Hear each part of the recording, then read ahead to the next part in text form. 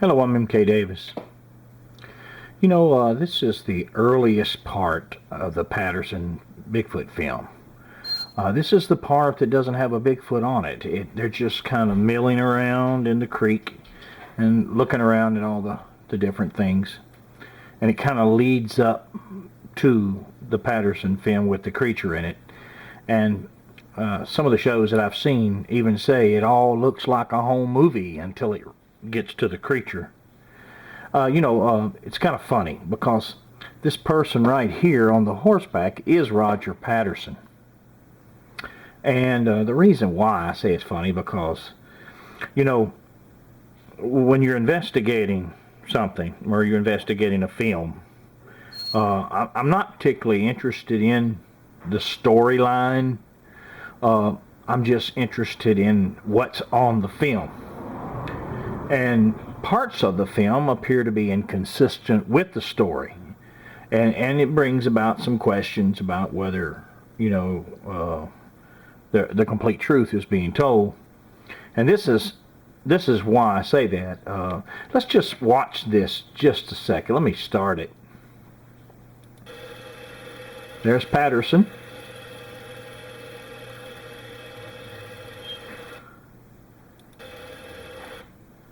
There he is, right there on the horse. Now, let me play you something here.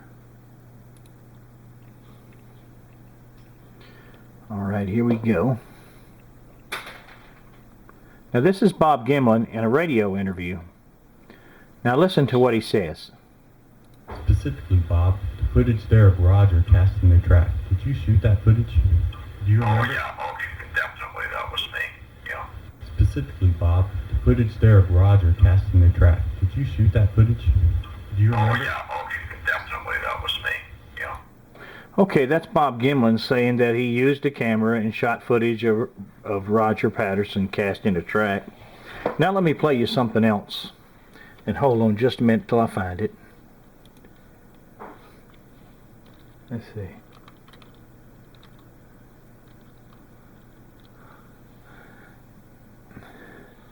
Okay, here it is. Specifically, Bob. No, that's the wrong one. There. Figures. Okay.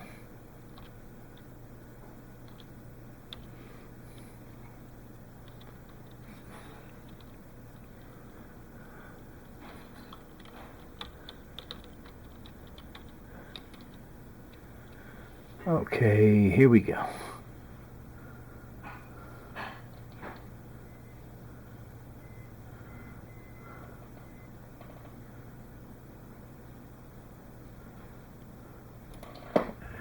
Who made the decision, Bob, who was going to be the cameraman that day? Did Roger always have the camera, or was that?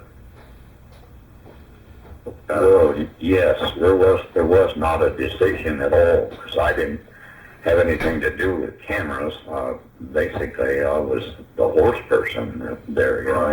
Roger was riding his horse, but I was just there to help Roger, whatever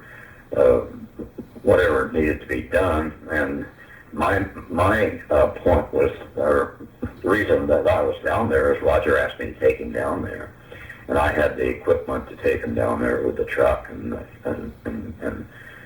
means to get him down there. And so Roger had the camera with him all the time. I never carried the camera ever because I don't even take pictures to this day with a camera. So, and I know very little bit about cameras. So consequently, Roger had this camera, I assume, quite a while before he went down there.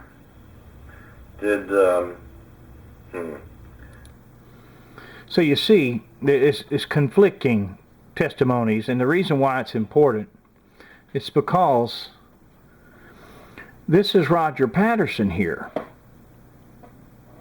Let me get it blown back up. Okay, this is Roger Patterson right here.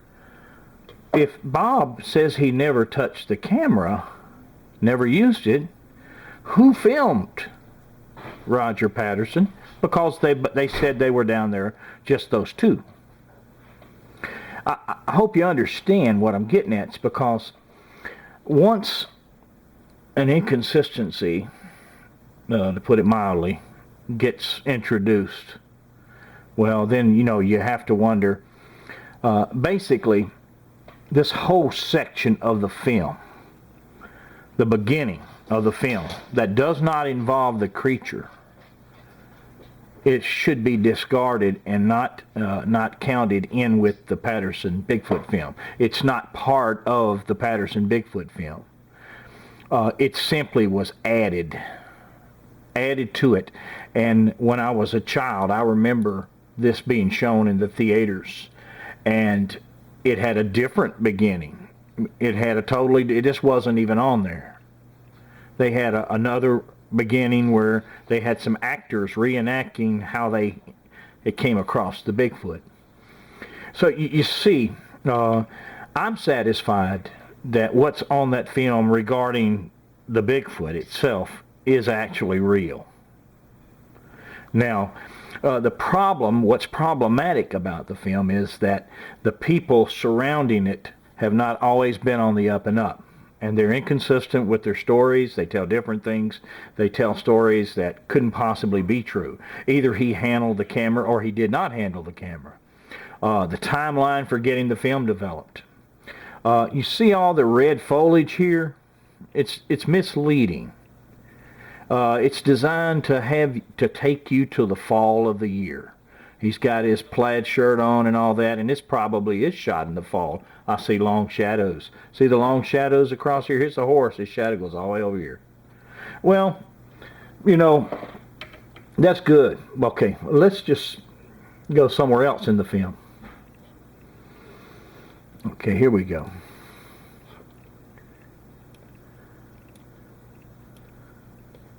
Okay, there's me around June the 10th, a few years ago, hiking back there to Bluff Creek.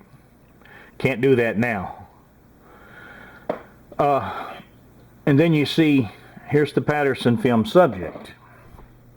Look at your shadows. And don't tell me this causes this on rough ground. Rough ground cannot account for it shortening that much. This not that rough. I see ground right over here and I see ground right here, and I know how far it is across there. This is a short shadow.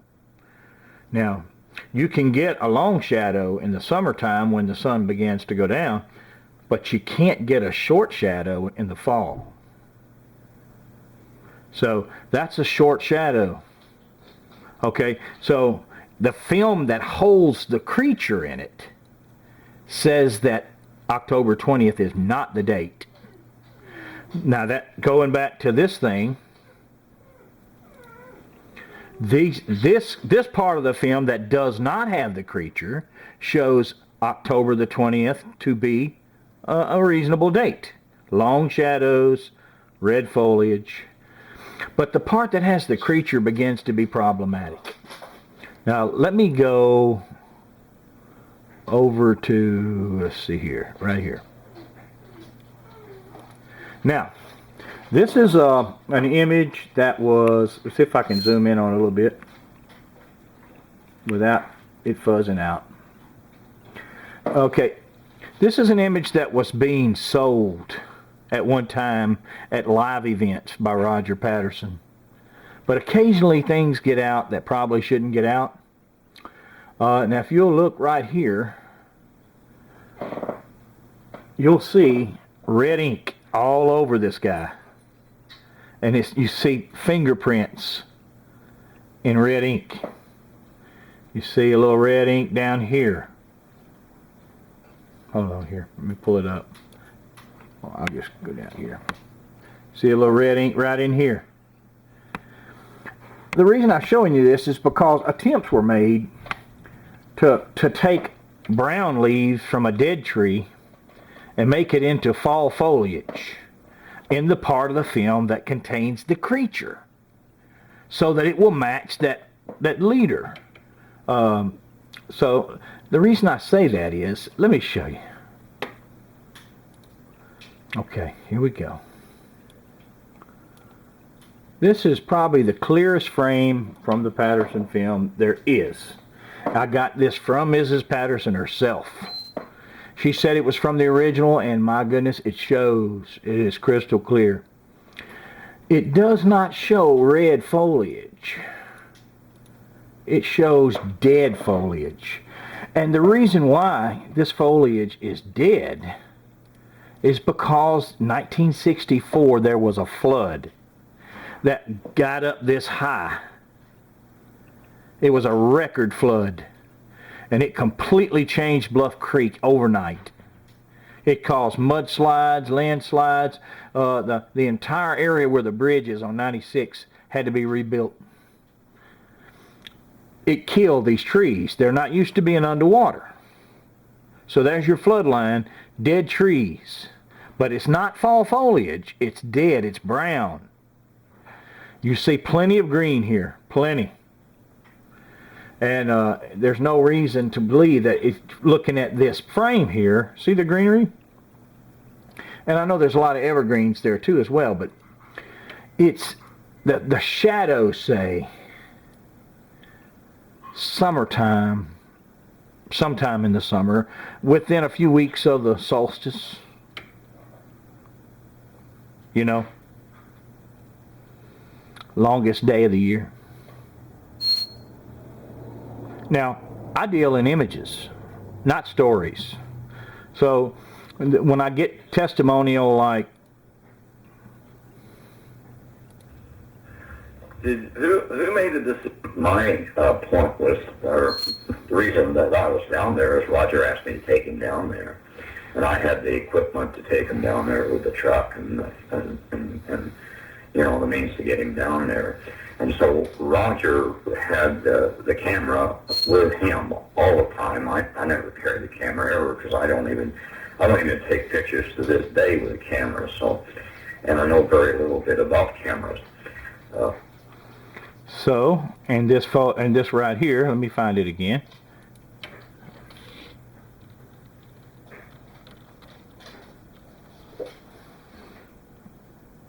Specifically, Bob, the footage there of Roger casting the trap. Did you shoot that footage?